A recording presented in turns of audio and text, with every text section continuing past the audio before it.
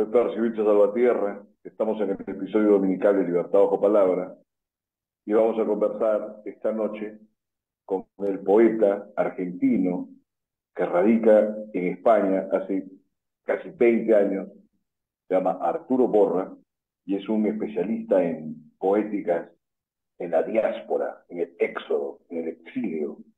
Entonces vamos a dar la bienvenida a Arturo, que nos está hablando, porque se está comunicando con nosotros desde el futuro, como siempre me gusta decir, porque él nos está hablando desde España, entonces él está en el día siguiente a este. Bueno, son estas peculiaridades ya que el Internet ha podido rebasar totalmente. Adelante, Arturo. Bueno, ante todo, hola a todos y a todas. La verdad que un placer poder estar con vosotros. Se me mezclará evidentemente las distintas entonaciones, efectivamente, de esto de vivir en dos mundos, ¿no? El argentino y el español. Pero bueno, un gusto estar con ustedes y bueno, ojalá que podamos intercambiar algunas ideas sobre lo poético y en definitiva sobre lo vital, ¿no? Muy buena esa dupla que has establecido entre lo poético y lo vital, que ahora con tantas modas y poses, y pensaba cuántas leyes o experimentaciones sonoras, y realmente siempre hay algo que dentro de toda la poesía que entre comillas está bien escrita, nos sorprende y nos deslumbra, y siempre es muy difícil de definir. Y quizás sea esa cosa indefinible lo que hace más entero el concepto de poesía, que siempre es difuso. Tú lo has investigado bastante, así que cuéntanos en tu experiencia y en tu investigación cómo te enfrentas o cómo te acercas a la poesía, qué cosa es para ti la poesía. Bueno, como siempre, son preguntas que abren a debates interminables. Evidentemente, la poesía es música de sentido, de alguna forma. Evidentemente, hay un trabajo sobre las formas poéticas, que por supuesto que es algo que es ineludible. Lo que pasa que es cierto que a menudo lo que son orientaciones se transforman a veces en doctrinas y entonces lo que tenemos muchas veces es la potenciación de lo formal y muchas veces lo que también se pierde de vista es al fin y al cabo el horizonte de sentido que cada poética va construyendo, va elaborando. A mí lo que me interesa es pensar lo poético no solamente como un fenómeno formal, sonoro, vinculado al ritmo, que desde luego es constitutivo de lo poético, pero sí me interesa pensar los distintos horizontes de sentido que algunos discursos poéticos ponen en juego, ¿no? Por eso yo vinculaba lo poético y lo vital, porque al final.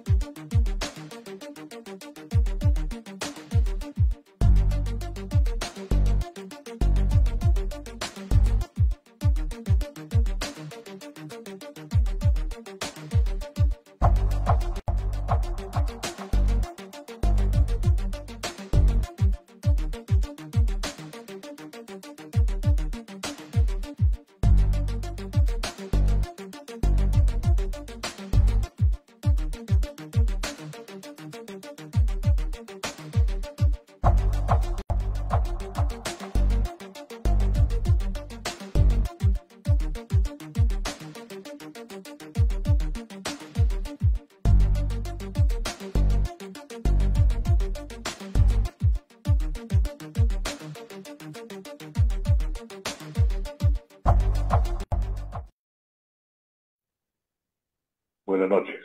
Retomamos el programa luego de un breve incidente y estamos presentando al poeta argentino Arturo Borra, que como dijimos en un primer momento, hace unos 20 años que vive en España.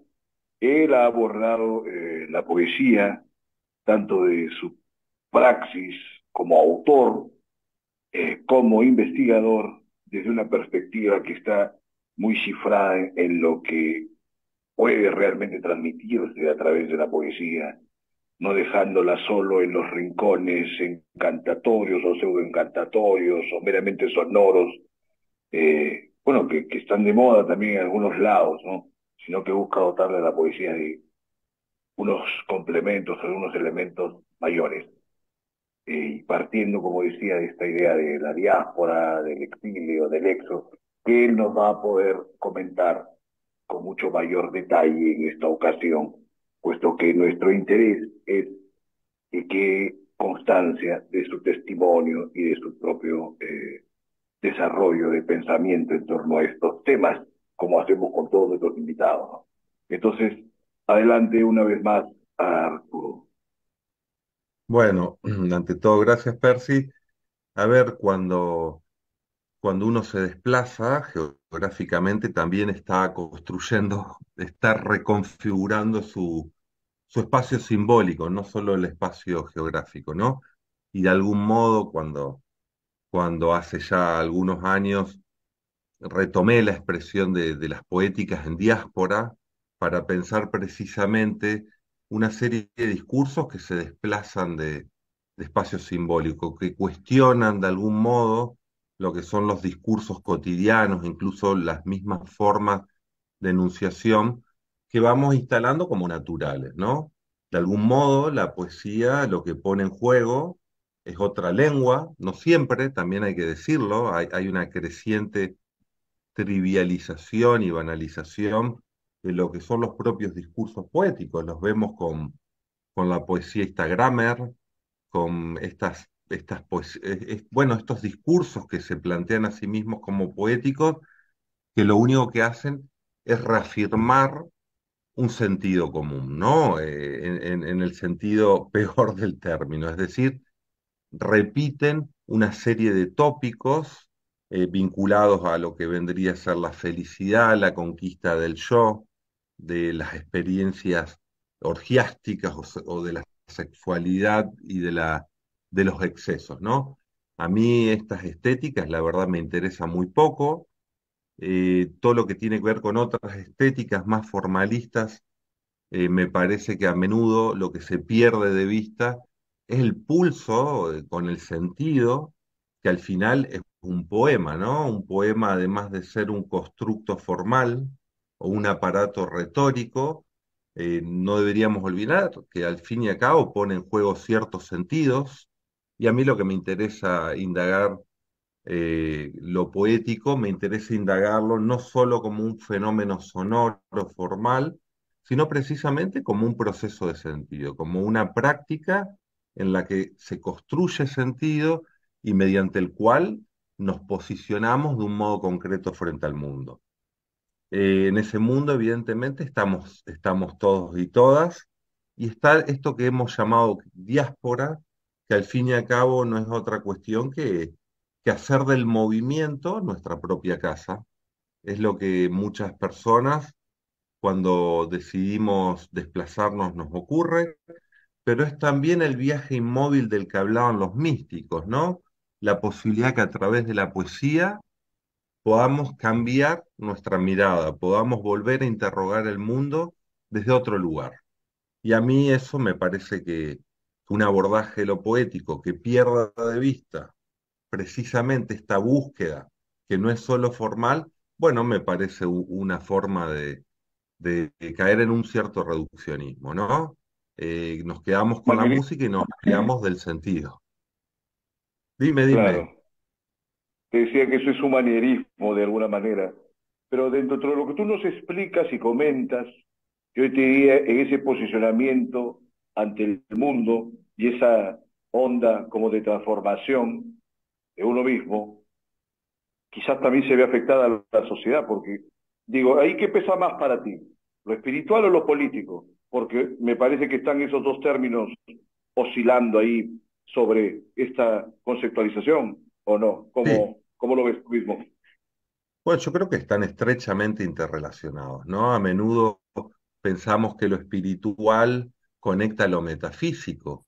Bien, en realidad también nos conecta a lo que es un orden constituido y a lo que es el orden de, al fin y al cabo, de lo social.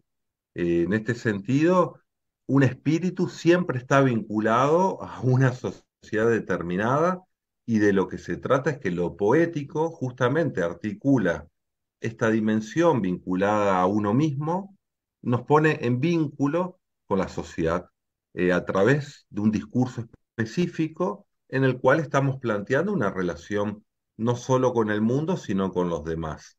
A menudo hay poéticas que se pretenden sustraer de lo político, reduciendo la poesía a un fenómeno o a una búsqueda espiritual, pero a menudo nos olvidamos que siempre que hablamos nos estamos posicionando frente a un orden social. Incluso cuando pretendemos refugiarnos en el mundo del alma bella, como decía Hegel, por otro lado, estamos planteando cómo pretendemos relacionarnos con los demás y cuál es en definitiva el orden de justicia que estamos buscando.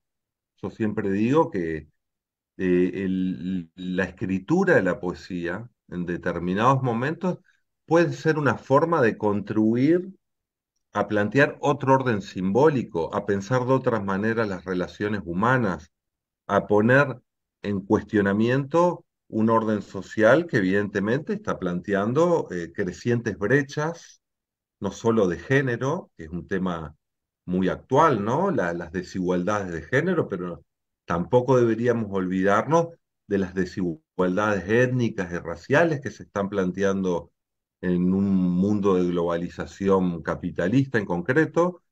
No nos debemos olvidar tampoco de las desigualdades de clase que se están potenciando en una sociedad crecientemente polarizada.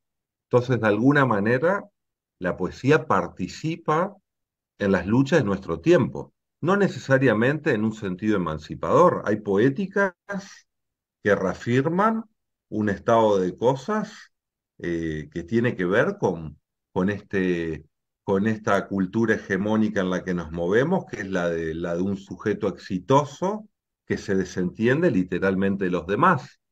Desde luego, hay otras formas de comprometerse, hay otras formas de participar que también pueden ser abogando por una sociedad más igualitaria, más vinculada básicamente a la construcción de un mundo habitable, ¿no? Que es precisamente el mundo que nos estamos como sociedad cargando. Mucho se habla de ecologismo, pero a menudo lo que nos olvidamos es que si no transformamos nuestra forma de vida, esta protección de la naturaleza también es ilusoria, ¿no? En medio de un industrialismo voraz como es el que nos movemos, en fin, a veces simplemente pretender crear un sistema verde sin cambiar las bases es prácticamente una imposibilidad. En fin, La otra que lo que imposibilidad, la otra imposibilidad sería ver cómo las decisiones individuales pueden sumar para alterar precisamente ese entorno que está cifrado sobre grandes intereses y grandes poderes ante los que el individuo casi no tiene ninguna repercusión, ¿no? Pero como cuando dicen, oye, sí, qué ganas cuidando en tu casa, el reciclaje y todo lo demás, o incluso no fumando ya ni cigarrillos, y las grandes fábricas, las grandes industrias expiden pues toneladas de material de sí. desecho, ¿no? Y contaminante, por ejemplo, ¿no? Sí, sí, hay un discurso que pretende de alguna forma diluir las responsabilidades en la ciudadanía, ¿no? Como si no hubiera grandes desigualdades, por ejemplo, la producción en concreto de contaminación en nuestras huellas, ¿no? No es lo mismo, evidentemente, lo que un ciudadano concienciado que recicla no la posición o el poder que tiene para modificar esta destrucción, que evidentemente ciertos poderes económicos y políticos concentrados, que son los grandes responsables eh, de esta catástrofe hacia la que nos dirigimos. Estoy pensando que por más buena fe que pueda tener la ciudadanía, si dos estados producen guerra sistemáticamente como forma de lucro, en fin, todo este esfuerzo individual sobre el que se pone el foco, al fin y al cabo, sirve de poco. Muchas veces vivimos en la impotencia. Creo que la experiencia de la impotencia es una de las experiencias más generalizadas del presente, ¿no? De algún modo hay unos discursos hegemónicos que quieren convencernos de que no podemos hacer absolutamente nada. Y contra esa resignación entiendo que ciertos discursos poéticos articulados a prácticas también vinculadas al activismo pueden contribuir por lo menos a resistir a estos discursos hegemónicos.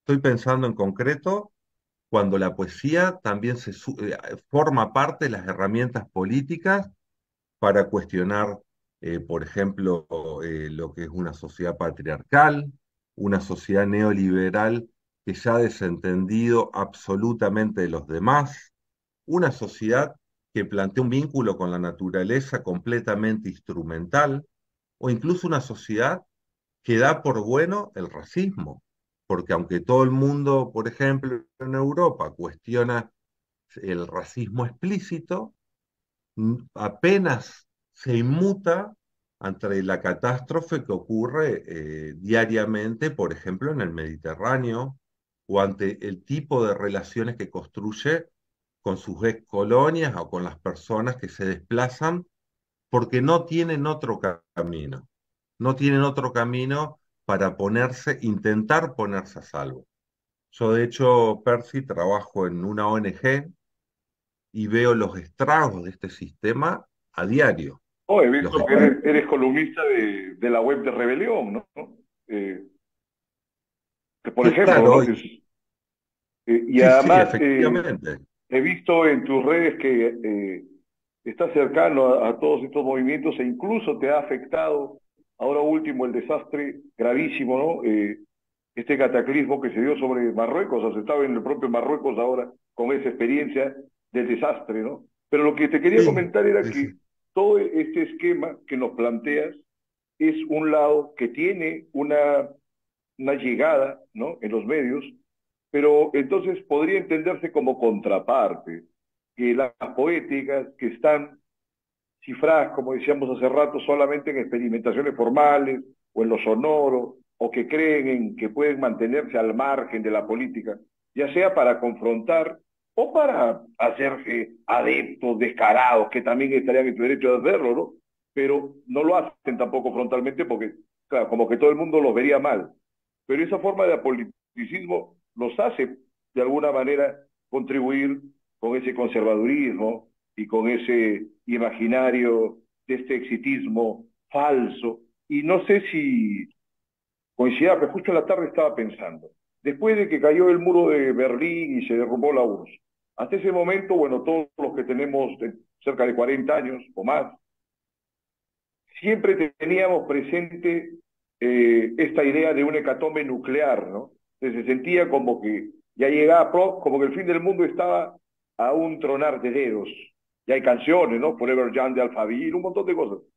Y digo, pero ese hecatombe, ya no necesariamente esta la hecatombe bélica, que también puede darse, ahora con otros motivos y elementos no tan claros como durante la Guerra Fría, persisten y el hecatombe que estábamos describiendo de las consecuencias de la contaminación ambiental y todo lo demás, siguen estando en el ambiente, pero la gente misma ya no lo tiene tan presente, o sea, como que se ha difuminado, pero sigue estando ahí en la sombra. A ver, cuéntanos cómo ves ese tema, Arturo. Sí, a ver, lo primero, bueno, efectivamente, hay un discurso hegemónico que ha instalado la imposibilidad. Nos ha, nos ha convencido, o por lo menos a buena parte de la sociedad, que estos escombros es la única realidad posible. Ante eso, Yo quiero recordar, por ejemplo, que las vanguardias artísticas de principios y mediados del siglo XX, las búsquedas que estaban en su trasfondo no se limitaban a una cuestión de experimentación formal. Si bien apelaban a una serie de técnicas lingüísticas de extrañamiento, como dirían los formalistas, buscaban producir extrañeza, ponían estas técnicas en función de un sentido de la crítica, de un espíritu crítico frente a un mundo que efectivamente no ha estallado en un apocalipsis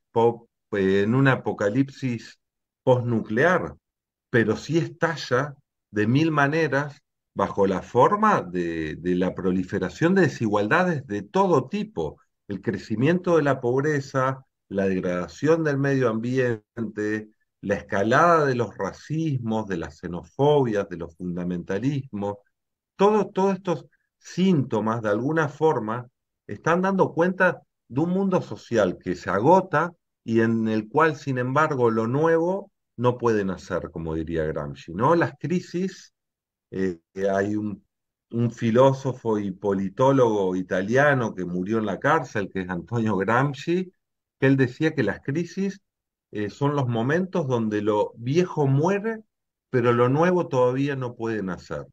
Y pareciera que en la izquierda estamos convencidos que este mundo no es el mejor de los posibles y sin embargo tenemos serias dificultades para articular un horizonte político diferente.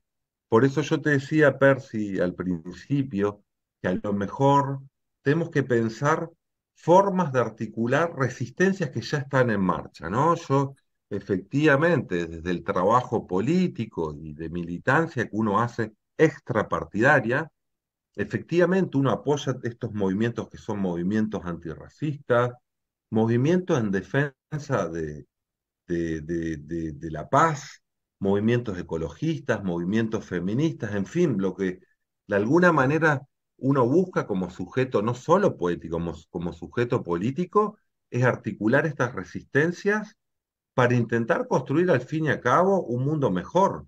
Yo quiero recordar que el lema de lo que en su momento llamaban alterglobalistas, ¿no? Los que buscan otra globalización, ellos usaban el concepto de altermundismo. ¿Qué es altermundismo? La búsqueda de otro mundo posible. Y ese otro mundo posible, aunque quieran convencernos de que no existe, de que estamos condenados al fracaso y demás, al fin y al cabo es la lucha por construir un mundo más habitable, que pareciera que es lo que en este momento muchas personas han renunciado.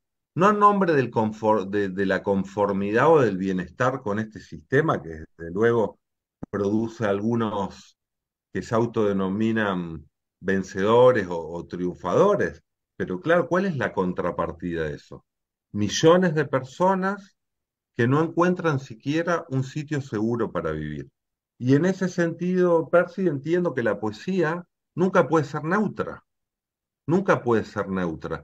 Ante el desastre, ante la catástrofe que ocurre todos los días, la pregunta es, si yo no me posiciono frente a las personas que sufren, las personas que están oprimidas en un sistema complejo como el que nos movemos, entonces ¿a quién estoy apoyando?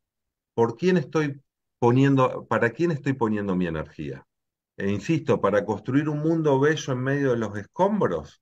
Bueno, desde luego yo pienso que la poesía puede ser otra cosa, y esa otra cosa, en definitiva, es pulsar por un mundo más justo. Es una añoranza mediante la cual la poesía conecta otras formas de actividad humana, porque al fin y al cabo, también dentro de las ciencias sociales, dentro de la filosofía, en definitiva, dentro de nuestras vidas, eh, ponemos parte de nuestra energía para intentar construir básicamente una sociedad más habitable. Es imposible al fin y al cabo la neutralidad y desde ese momento participamos en movimientos que siempre nos exceden, pero que avanzan en una dirección determinada. Quien no se pronuncia contra un Es sistema como el, injusto, lo está apoyando. eso es como el flujo de la historia. Ahora, el problema es que acá la gente que apoya ese sistema lo único que teme es declararlo abiertamente, porque una cosa es su conducta y otra cosa es lo que se manifiesta por cuenta de ellos como un discurso, pero la conducta acaba pesando más. El Sí, tema es Percy. que eso no les importa nada. Y ahora, llevando eso hacia lo poético, ya hay un montón de poetas seguramente que ya siempre se ha hablado, ¿no? Porque acá estaríamos entrando casi a esta pugna entre la ética y la estética, ¿no? Como si acaso una poesía, si era de buenas intenciones o producida por un individuo consciente y sano y preocupado por los demás, va a ser mejor que la de un canalla y un déspota. Y entonces No, entramos no, ahí claro, claro. en un terreno de grandes paradojas que es que no es el objeto de tu discurso, ¿no? Pero que de todas maneras tiene ahí una vinculación. A ver, ¿podríamos precisar algo ahí dentro de tu propia visión? A ver, por favor. Sí, sí, bueno, en definitiva, cuando hablamos de producción poética, estamos hablando efectivamente de poner en relación una estética y una ética. Evidentemente, lo meramente ético no nos, no nos resalta en términos poéticos, quiero decir, podemos ser sujetos éticos rectos y sin embargo Claro. el valor de nuestra poesía no tiene por qué ser superior ni mucho menos. Lo que estamos por lo menos desde algunos lugares, o por lo menos a mí la poesía que me interesa, es precisamente una poesía que sostiene esta tensión entre, por un lado, la búsqueda de una vida mejor, pero por otro lado, sin olvidar que al fin y al cabo la poesía es un juego musical, es una construcción musical de sentido, y en ese plano, como cualquier otro oficio, nos exige una labor crítica con ese material que es compartido por los seres humanos, que es el lenguaje, ¿no? Entonces, en este punto, así como podemos decir hay quien denosta la forma en nombre del compromiso, ¿no? Que también están esas posiciones, están también quien denosta el compromiso en nombre de la forma. Y al fin y al cabo Exacto. de lo que se trata es de construir un discurso poético que sin perder de vista lo político, trabaje en el terreno específico a la poesía, que es el trabajo crítico sobre un material común que es el lenguaje. Entonces, de algún modo, cuando autores como Paul Celan, por un lado, hay un despliegue sin duda poético muy relevante, está aludiendo a las experiencias terribles que ha vivido, como en este caso como superviviente al nazismo.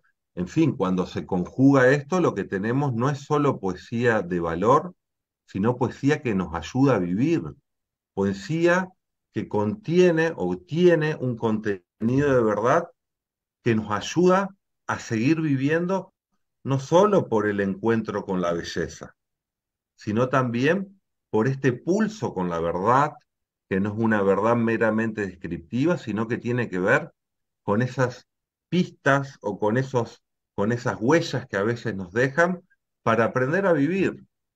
Algo que Derrida decía, nadie nos puede enseñar a vivir, pero sin dudas algunos poemas pueden enseñarnos, o por lo menos nos pueden permitir esa experiencia de tratar de vivir con más conciencia y con otra sensibilidad, ¿no? Frente a la belleza y también frente a lo terrible.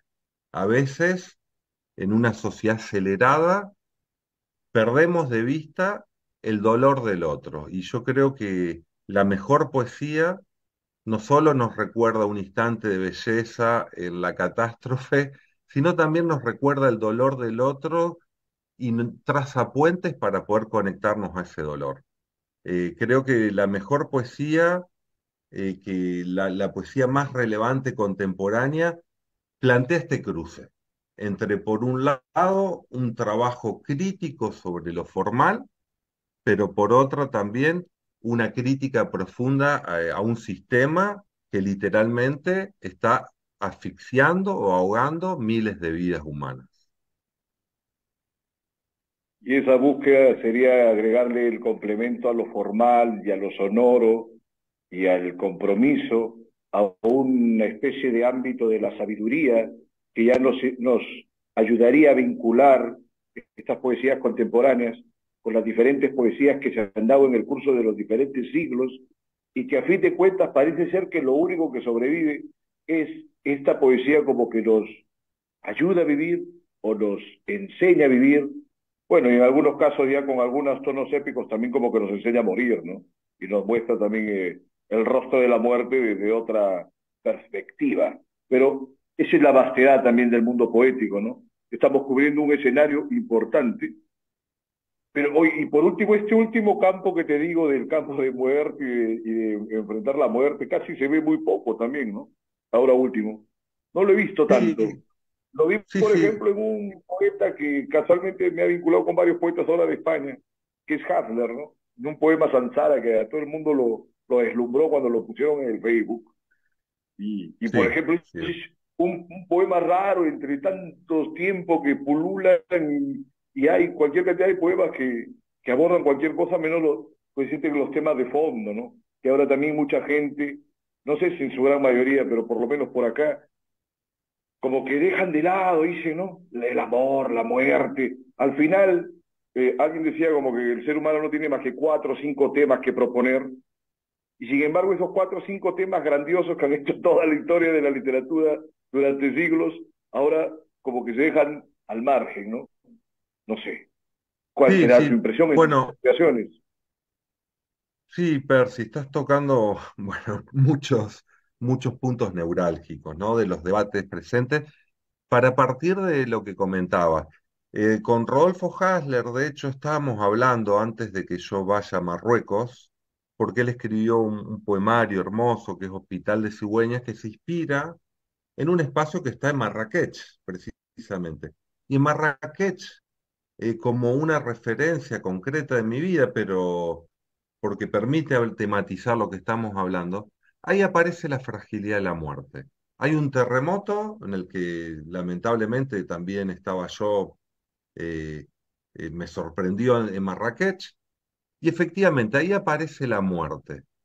Claro, uno se pregunta qué visibilidad tuvo el terremoto de Marrakech y de Marruecos, porque no fue solo Marrakech. ¿Qué visibilidad tuvo? Fue una visibilidad efímera. Hubo 3 o 4 días de cobertura periodística y nos hemos olvidado de esta catástrofe. ¿Por qué? Porque estamos en una sociedad que pone, oculta concretamente este fenómeno universal, que es que somos seres para la muerte, somos seres finitos. Y en realidad lo que tenemos es una sociedad que en su negación del dolor tiene que ocultar sistemáticamente todo lo que nos muestra como seres precarios, efímeros, que tenemos fecha de caducidad. ¿Por qué lo oculta? Porque básicamente hay un temor generalizado ante estos fenómenos y a través de de las industrias culturales nos prometen productos que si los consumimos van a postergar ese hecho ineludible que es finalmente encontrarnos cara a cara con la muerte. Efectivamente, estamos en una sociedad que niega el dolor, que oculta la muerte y que incluso patologiza la soledad. Hay una soledad común que es la que nos atraviesa como seres humanos, y sin embargo esta sociedad oculta a las personas moribundas, las recluye, en fin, todo el tiempo está negando el envejecimiento, entonces nos prometen 1000 productos que van a mantenernos en el mito de la eterna juventud.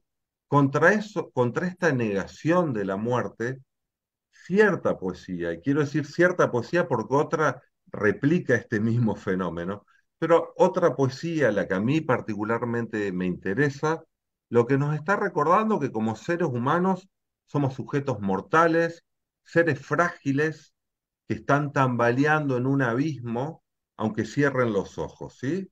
Y ahí es donde, contra la banalización que ciertos discursos producen en torno a estos fenómenos, que pretenden vendernos la poesía como un fenómeno de empoderamiento, una palabra muy de moda hoy día, ¿no? Escribe para triunfar, escribe para hacerte famoso, escribe para lograr cierta notoriedad pública. Digo, contra estas búsquedas, más en realidad son búsquedas exitistas, que ha instalado una cultura individualista, también hay otra poesía que nos recuerda precisamente lo que no queremos mirar, que es que somos seres finitos, que sufrimos, que a veces estamos en situaciones de soledad y en la cual evidentemente los otros tienen un lugar decisivo, aunque querramos negarlo. Y lo mismo vale para esta poesía urbana, que muchas veces se olvida que somos partes de un universo, que si en definitiva lo destruimos, también estamos contribuyendo a la autodestrucción. En definitiva, Percy, los poetas y las poetas que quedan son no solo buenos músicos, por decirlo de una manera, sino también aquellos que nos comparten o que nos comunican con sus estéticas específicas, nos comunican ciertos contenidos de verdad. Y a mí la poesía que me interesa es la que es capaz de conjugar esa belleza de la forma o incluso esa intensidad del ritmo que plantean los grandes poetas con algo que es común al ser humano, que es la búsqueda de sentidos para vivir, la búsqueda de verdades que nos ayuden a caminar mejor.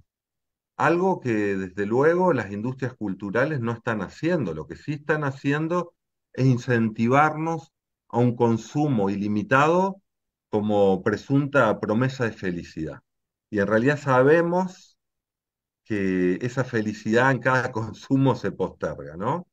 Pero en definitiva lo que tenemos es una sociedad profundamente patologizada, que está viviendo enormes ansiedades, que nos instala el espíritu del rendimiento absoluto, cuando la poesía, la mejor poesía, lo que nos está proponiendo no es acelerar más, consumir más, eh, vivir más experiencias, y lo que nos está ofreciendo es detenernos y ser capaces de autorreflexionar sobre lo que son nuestras vidas y sobre lo que en definitiva somos como seres humanos en el mundo.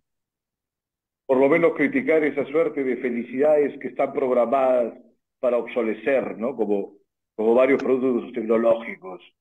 Pero ahí hay algo, mira, que tú has hecho una vista tan completa que creo que lo único que habría que agregarle es que también hay otra poesía que podría dar un testimonio de lo grandioso, o lo épico, lo colosal que puede ser el ser humano en medio de su fragilidad. Y con eso, y que te agradezco que hayas hecho la otra visión, ¿eh? Porque ya con eso tenemos una vista completa y creo que radicalmente diferente de un gran número de poéticas en boga, ¿no? Ahora, tú has estado describiendo, sin mencionar, pero yo lo voy a mencionar porque es interesante, es importante, este fenómeno de los poetas que son youtubers o que son instagramáticos, y que creo que lo más importante de ellos es que hasta antes de su aparición en la escena pública no se sabía que había tanto mercado aparente para la poesía, que siempre se veía que la poesía estaba al margen de cualquier tipo de éxito. Este es un fenómeno más que nada europeo, español sobre todo, no se ve tanto en Latinoamérica, pero por supuesto es relevante, ¿no? Se han escrito incluso libros de teoría. Hay un peruano, Gaona, que ha hecho un libro sobre ello, creo que ganó un Sí, sí, premio. sí, lo conozco. Entonces, es un tema, es un tema importante. Como contrapartida de la vacuidad de los otros poetas tan experimentales, tan formalistas, Sí, sí, y que sí, no acaban diciéndote tampoco gran cosa sobre el mundo, ni sobre la historia, ni sobre ellos mismos. Entonces se queda una visión muy empequeñecida del ser humano, ¿no? Cuéntanos. sí, a ver, por un lado, bueno, ¿no? Sabemos que donde el ser humano navega, navega de formas diferentes, ¿no? Y efectivamente, esto que se ha dado en llamar la poesía tardo-adolescente, la llama Gaona, ¿no? Que es una poesía de identificación fácil. Entonces, efectivamente, como es de identificación fácil porque apela a una serie de tópicos sobre el amor, el éxito, el valor del individuo, en fin, lo que produce es una lírica de las masas, ¿no? Como dice este autor Gaona. La lírica de las masas, que en definitiva es música ligera para ser escuchada en bares, en restaurantes, en ferias ¿no? De ventas de libros, de bestseller. En definitiva, es una poesía facilista que apela a la identificación fácil del lector y entonces muchos editores se sorprenden porque dicen, es que la poesía sí que vende. Pero claro, ¿de qué poesía estamos hablando? Estamos hablando de discursos que sí se escriben en verso, apelan a ciertas rimas internas bastante fáciles y previsibles. En definitiva, se apropia de ciertos recursos poéticos, pero para decir banalidades. ¿Me explico? Entonces, si No yo, conocen tradiciones tampoco, claro, no, pero ahí porque no quería leen, puntualizar, no leen, por eso, no leen. pero ahí quería puntualizar un tema. Ese es por el lado, digamos, de la gente común, por decirlo de alguna forma. Pero entre los poetas y en el medio poético hay un factor o hay un fenómeno parecido en torno no a la vacuidad de estos muchachos que apenas leen, sino quizás de otros que leen bastante, en teoría, pero que a la hora de la hora proponen textos que todo el mundo lo aprecia, porque están bien construidos los versos, porque hay una estructura sonora que es agradable. Incluso yo mismo, tú mismo, cualquiera que pueda estar hasta en contra de eso, puede disfrutarlo, porque es un producto ornamental que está bien hecho. Pero al final uno dice, ¿qué extraemos de esta poética? ¿Qué nos Sí, enseña sí, este sí, sí. poeta? ¿Qué converso con este poeta o qué me muestra que no haya conocido por otro lado? ¿No? Porque a veces, por lo particular, una poética tiene que mostrarme algo que yo solo no he llegado a descubrir por mi propia cuenta, con todo y experiencias de escritura, con todo. Tiene que mostrarte una singularidad enriquecedora, para arriba o para abajo, por buena o por mala, por Exactamente. infernal o celestial, ¿no? Adelante, Sí, complementemos ese punto. efectivamente. Por un lado, se van perfilando, ¿no? Discursos que pretenden alinearse al mercado y entonces ahí echa mano a una serie de técnicas retóricas previsibles, pero en donde en definitiva no están cuestionando ni dislocando los discursos cotidianos. Y por otro es cierto que también hay lo que podríamos llamar escrituras que tienen más oficio, donde hay evidentemente un arte técnico en la construcción poética, pero que efectivamente no nos dicen nada.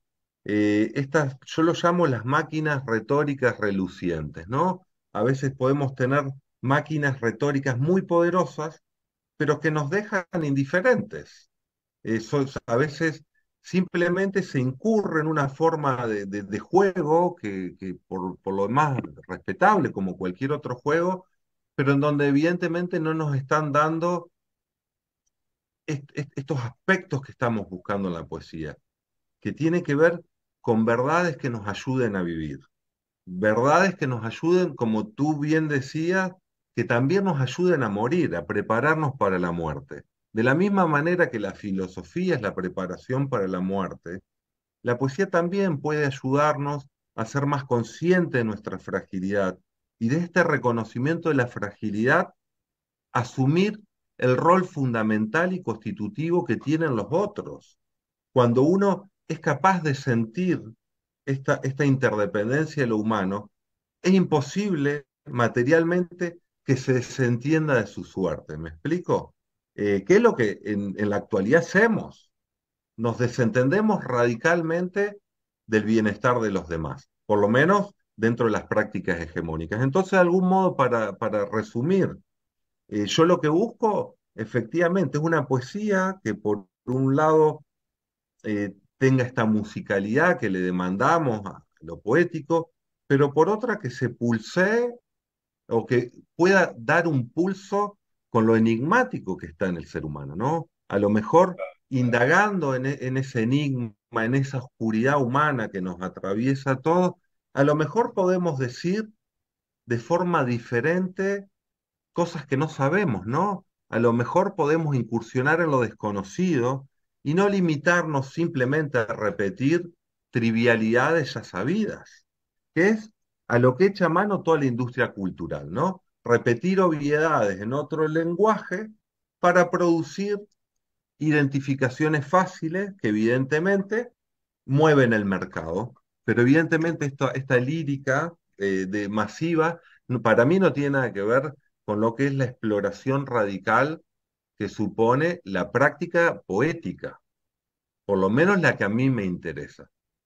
No, es la que debe importarle a todos. Me hace acordar lo que le dijo Víctor Hugo a Baudelaire, ¿no? Cuando tuvo Las Flores del Mal. Tú eres un estremecimiento nuevo, le dijo, ¿no?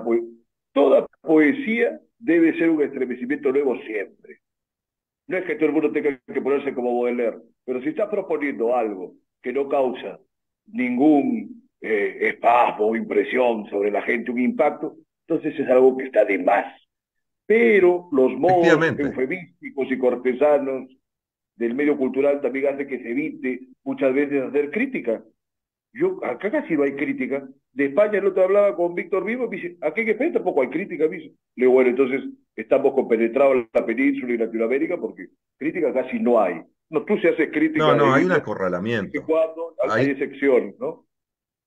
sí, sí, sí, sí. Vale. Hay un acorralamiento del pensamiento crítico y de lo que es la crítica propiamente literaria y política. No hablemos de la crítica política, pero la crítica literaria brilla por su ausencia. Lo que tenemos son intercambios de elogios, lo que tenemos son intercambios de favores. También hay que decir que hay un abandono radical de esta figura profesional que es el crítico poético.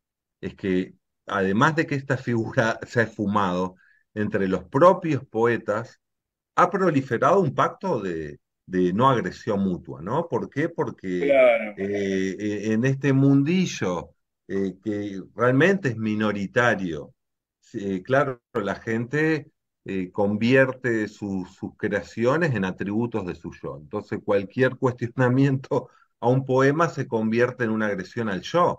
Creo que esto es erróneo. Creo que la crítica mutua es absolutamente necesaria para nuestros proyectos de escritura. Sin esa crítica mutua, lo que tenemos son básicamente posturas complacientes, pensando que hemos llegado a alguna cima. Yo quiero recordar que, por ejemplo, Samuel Beckett, que no es precisamente alguien que se haya conformado con lo que escribía, él siempre decía, fracasar de nuevo, fracasar mejor.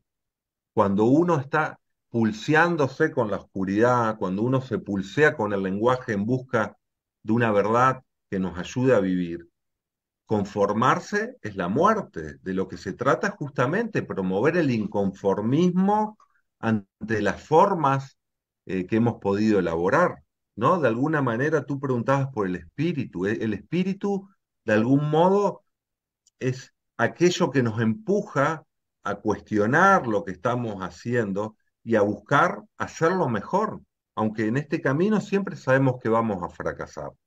Los grandes artistas son artistas del hambre, son artistas que se mueven permanentemente con el inconformismo, con la búsqueda de nuevas formas, porque lo hallado no es suficiente.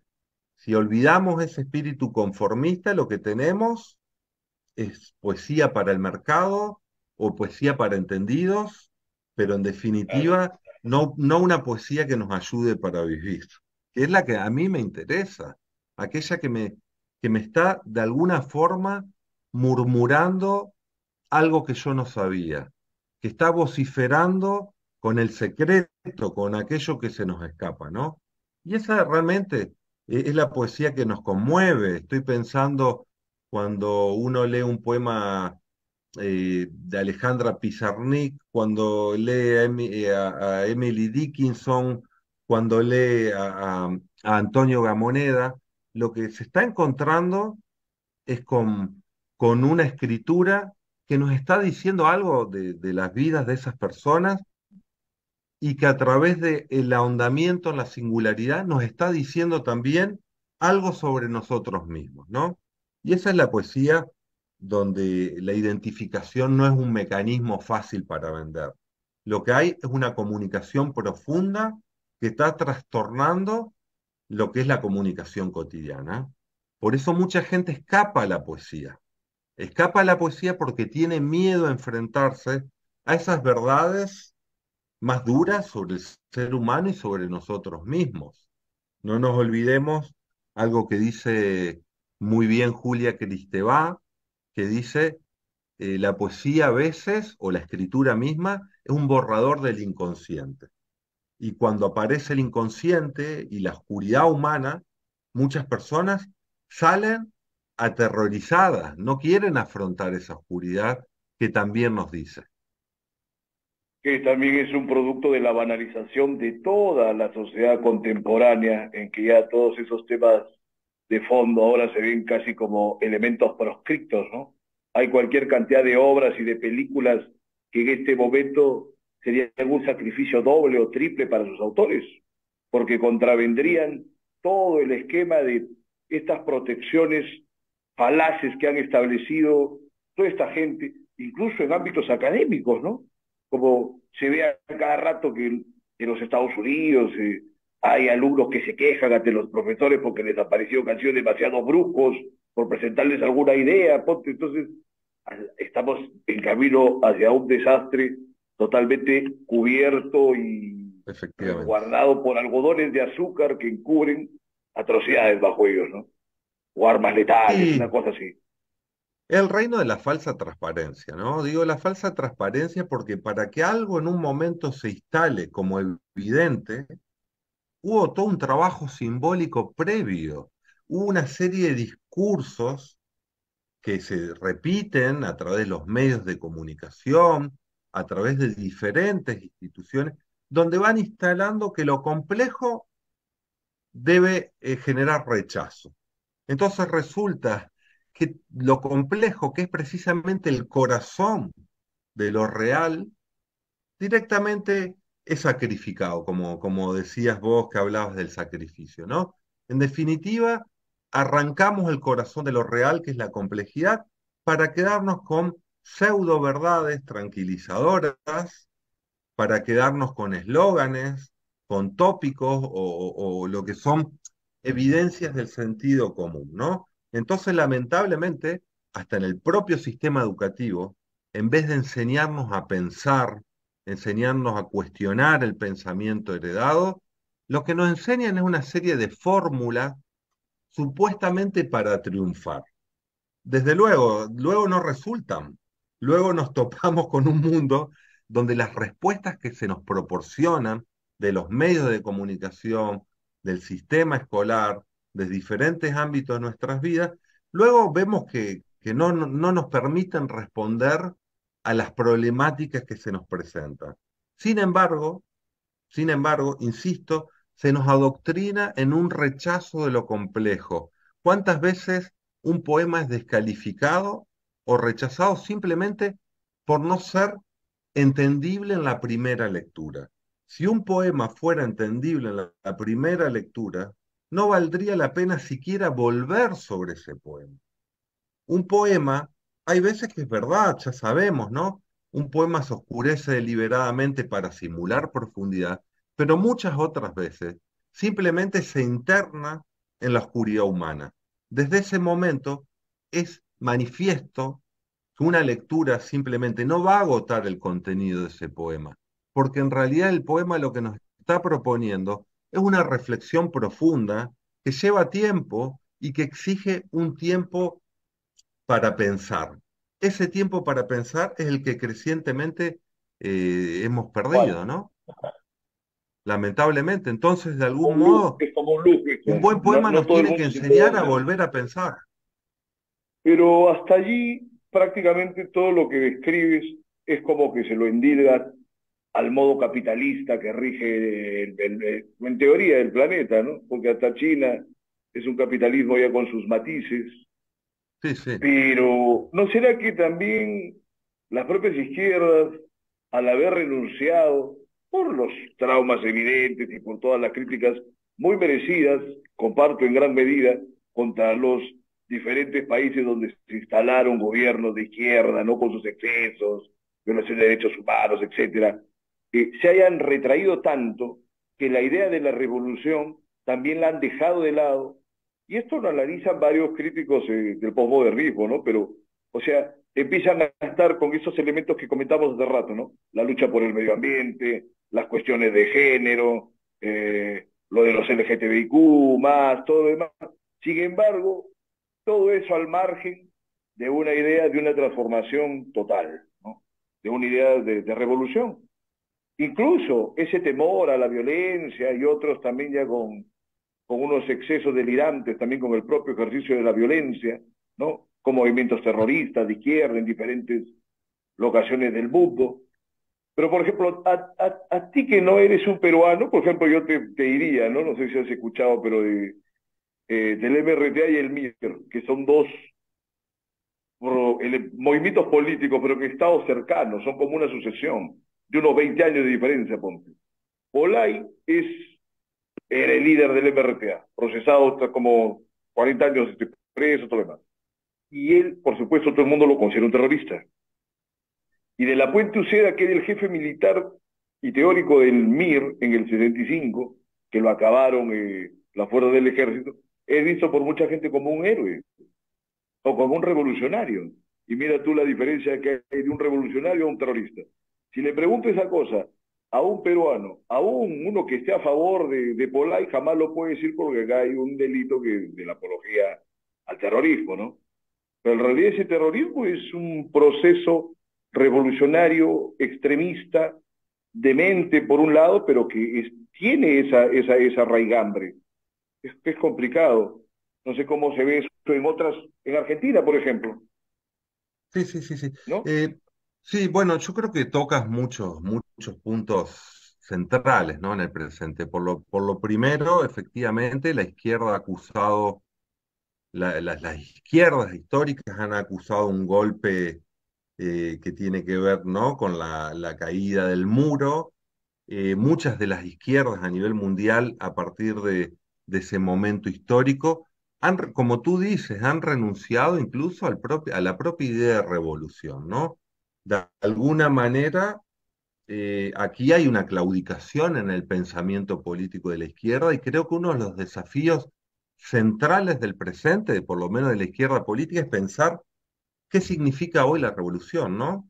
Porque por un lado decimos que nos movemos en un sistema injusto y si asumimos esa premisa, la segunda es necesitamos transformar estructuralmente este sistema opresivo. Pero por otro lado, las propias izquierdas muchas veces han claudicado en la propia idea de una práctica revolucionaria. Ese es el primer punto. El segundo son las revoluciones traicionadas, ¿no? Slavsky, que es un autor ruso que vivió la revolución rusa, él dice, las revoluciones que conocemos son revoluciones o interrumpidas o traicionadas. Muchas veces el propio sujeto de la izquierda, que ahí voy a tu pregunta, muchas veces transformó lo que es un proceso revolucionario, lo transformó en un proceso de recambio de élite de poder. Si no hay una profunda autocrítica de la izquierda vinculada a las realizaciones históricas de sus ideales, y si no hay una revisión de la forma de distribución de poder dentro de la izquierda, muchas veces estos gobiernos que prometen lo nuevo, lo que hacen es repetir formulismos populistas que no necesariamente nos llevan a la sociedad que deseamos. Entonces yo, por un lado, creo que hay que reivindicar ciertos ideales de la izquierda vinculados a la búsqueda de la igualdad humana en todas sus formas, no solo igualdad de género, sino también igualdad económica, que pareciera que de esa igualdad ya no hablamos. En definitiva, reivindicar O de ciertos oportunidades, por ideales. lo menos que cualquier persona sensata podría admitir de que todos tengan una igualdad de oportunidades y que luego ya cada quien vea lo que puede dar también, porque ya ese matiz está dado, Efectivamente, ¿no? no vivimos en la sociedad de la igualdad perfecta y seguramente eso es un ideal que claro, siempre habrá una brecha con respecto a su realización, pero en definitiva Puede al ser menos, infernal también, claro, claro. buscar una cierta, una distribución más justa de la riqueza, en el acceso a las instituciones, en definitiva, igualdad de oportunidades y de condiciones, ¿no? Pero por un lado tenemos este doble juego.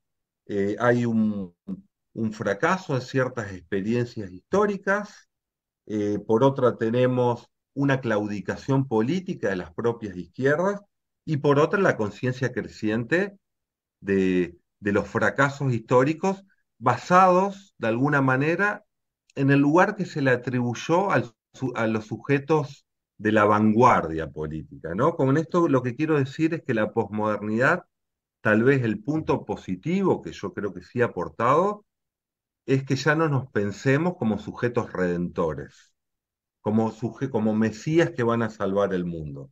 El mundo puede ser salvado por la propia humanidad, por los seres que lo habitan, no por una vanguardia iluminada. Lo que en todo caso sí podemos hacer como sujetos de izquierda es contribuir a clarificar cuáles son estas luchas, cómo articular estas luchas para producir una transformación social. Porque al fin y al cabo, que alguien me diga que la única sociedad posible es esta. Si asumimos que esta no es la sociedad deseable, que es una sociedad que está atravesada por profundas desigualdades, tendremos que seguir apostando por pensar y poner en juego, participar en las luchas por producir procesos de transformación social, que es ¿Tú lo que crees que la llamábamos gente está en históricamente posición de tomar revolución. conciencia de eso ahora a estas alturas? Porque lo primero que le saltaría a un crítico de todas esas ideas es, estuvieron en Rusia los crímenes en los años 30, estuvieron en no sé dónde los crímenes, la pérdida de libertades, las colas, la dependencia, las inflaciones, nunca se preocupan de tener buenos gobiernos, digamos, cosas muy prácticas, porque la gente ahorita está Sí, recontra sí, práctica, quiere vivir, sí, sí. disfrutar, y pero muchas veces también en esa orgía de querer disfrutar y todo, se olvidan de algunas, creo que cualquier persona sensata, aún si está en contra de las ideas de la izquierda, va a tener que admitir, con estas, digamos, desigualdades casi que se han vuelto esenciales cuando no corresponden a ninguna esencia ni a ninguna gran diferenciación entre los seres humanos. Estamos desde la Revolución Francesa y antes, digamos, en una perenne oposición a que haya esta gran diferencia entre los seres humanos. Ya no es que son los que son aristócratas, que están bien nacidos, ¿no? Y sin embargo han pasado casi 3 siglos, y mira tú si la gente ahora es casi una situación imposible, tan absorta como está la sociedad en las pantallas, en las Sí, sí. apariencias, ¿no? ¿Cómo lo Ahí ves? yo quiero hacer, sí, ahí yo quiero hacer un apunte. Muchas veces, Sí, efectivamente, lo que llaman los socialismos reales o el comunismo efectivo, efectivamente ha recaído en unas formas de totalitarismo, como también quiero recordar que experiencias del neoliberalismo, por ejemplo, en América Latina, apelaron a las dictaduras militares, ¿no? Pero quiero decir, las realizaciones históricas de un ideal no impugnan el ideal. Lo que están mostrando son los caminos absolutamente pervertidos que se utilizaron en nombre de esos ideales. Cuando se dice que, bueno, sí, el neoliberalismo, el capitalismo a veces produce pobreza, pero no se reduce a eso. Bueno, lo mismo vale para este horizonte político. Tenemos que hacer esa crítica histórica, sin lugar a duda, porque es verdad que los caminos al socialismo muchas veces fueron caminos traicionados. Pero en cualquier caso, lo que me parece irrenunciable, más allá de las etiquetas, es la lucha por la promesa de otro mundo. Un mundo en el que llamémoslo como querramos o como queramos, pero una postura altermundista, lo que nos está sosteniendo en este mundo, es que, perdón, en este momento, es que necesitamos construir otra sociedad, una sociedad más justa, que hemos fracasado históricamente en la búsqueda de esa sociedad más justa, incurriendo a veces en formas de totalitarismo. Yo creo que una persona crítica no puede negar eso, ¿no? Los momentos de con fracaso, hechos históricos. de derrota, claro, Claro. momentos de derrota histórica, porque también quiero recordar que cuando hubo algunas tentativas políticas diferentes en América Latina, hubo procesos de intervención militar en el cual se eliminó a una parte de la población que abogaba por otra sociedad. Eh, por supuesto, Claro sin que sí, negar, en Argentina sobre de- todo, pero tú también claro, recuerdas que había unos movimientos de izquierda ya y que estaban haciendo un exceso de violencia que no justifica, por supuesto, la intervención, pero es que eran unas épocas que estaba todo el mundo cifrado en el disparate, tanto la gente de la sí, sí, sí, revolución como la gente de la reacción, claro, con los excesos horrendos de las juntas militares y todo lo demás, ¿no? Indudablemente. Claro, por eso, Percy, yo te decía que en vez de Cerrado. militarizar la revolución, en vez de militarizarla, a lo mejor de lo que se trata es de repensar lo que significa un proceso de transformación en la actualidad. Y a lo mejor otra vez volvemos a lo que al principio. A lo mejor, más que cambiar la sociedad mediante la violencia organizada, de lo que se trata es de producir transformaciones culturales en la sociedad que nos permita incidir sobre ciertas ideas, ciertos valores, ciertas representaciones que nos hacemos, que nos permitan pensarnos de otra manera con los demás. Quiero decir, así como en algún momento se ha puesto la clave en el enfrentamiento armado, quizá en el siglo XXI la revolución pase por pensar otras formas de educación, por pensar otros medios, en definitiva, por pensar otra cultura. Esa cultura es lo que puede cimentar otra sociedad, cómo visualizamos a los demás, cómo nos vinculamos a la naturaleza.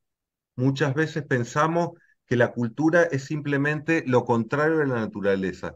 Cada cultura plantea una forma diferente de relacionarnos a la naturaleza, a los demás, a quienes son diferentes a nosotros. En definitiva, yo lo que sí estoy completamente persuadido es que tenemos que tratar de construir una relación de igualdad en la diversidad. Si nos olvidamos de esa diversidad, lo que tenemos muchas veces es ese dogmatismo que tú también cuestionas, el dogmatismo de los que se piensan iluminados, ¿no? El dogmatismo de los mesías. Yo no quiero mesías, lo que quiero Lo son... interesante es que tú tienes fe todavía. Eso es algo, digamos, casi conmovedor. Tienes fe en el socialismo. Yo, por ejemplo, ya me he vuelto escéptico de todas esas doctrinas y pienso en términos de gobierno en una cosa que hay un equilibrio. Se hablaba de un capitalismo con rostro humano hace una década. Se podría pensar en un socialismo con un rostro eficaz, efectivo y productivo, por ejemplo, ¿no? Que Sí, sea sí, sí, sí, eficiente, comprendo. que tenga buenos gobiernos, que no haya inflación, esas cosas con matices, ¿no? De repente hay puntos de intersección en los que pueden hallarse un encuentro entre Sí, gente que están efectivamente. pensando diferente, pero que coincide en un matiz, y realmente quizás esa sea la única esperanza para esta sociedad y para este mundo y para esta poesía y para tu conmovedor discurso político que además quienes quieran buscar por otro lado, tus propias reflexiones estrictamente políticas pueden buscar tu web en la que hablan de asuntos políticos estrictos, ¿no? Y aparte Sí, lo sí, que sí. hablas también en tu historia de poesía, que tienen, como se ha visto en el curso de esta noche, una honda ligazón con tu propia forma de estar en el mundo, de estar parado frente al mundo y ante los problemas de este tiempo, que realmente como un poeta que está vivo y que no solamente está pajareándose en el lenguaje o en cosas formales. Y eso de verdad que tiene un mérito muy importante y yo quisiera que nos compartas para cerrar, porque nos hemos recontrapasado de la hora, uno de los dos poemas que te dije dos, pero ahora tenemos que escoger uno nada más. Y por Vale. supuesto con cargo a seguir conversando cuando saques algún nuevo libro o abordar, bueno, ya vemos eso después, pero por favor, compártenos un poema Vale, y con eso encantado. ya cerramos la noche. Vale, como hemos hablado de que al final lo poético no solo conecta a la experimentación, sino también a la búsqueda de una cierta forma de saber vivir, voy a leer un poema que se llama Sabiduría. ¿En qué libro Yo no está? sé. Este está mi último libro que se llama Desde Desde lejos. lejos, ¿vale? Y se llama Perfecto. Sabiduría. Yo no sé quién sabe qué, que yo, quién, decime vos que vas preguntando sin voz, vos con tu no saber, ¿qué podrías decir? Tu no yo nadiando sin nadie en la pregunta, tanto vos, tanto yo, para urdir una respuesta rompiéndose en cada silencio, sin saber cómo. Tanto no, y no sabemos, y yo no sé, y vos no sabés, quién sabe vivir. Un poco, tal vez eso es la sabiduría, ¿no? Saber que no sabemos. Exacto. Como se la jugaba al todo por el todo Sócrates hace tanto tiempo, ¿no? hasta el momento definitivo que terminó bebiéndose el La famoso e cicuta, infame vaso de cicuta, ¿no? Claro. sí. Muchas gracias, Arturo, por tu participación. Ya estamos en contacto. Vale, muchas gracias a vosotros, ¿eh? Muy amables. Buenas noches y buenos días. Que tengan-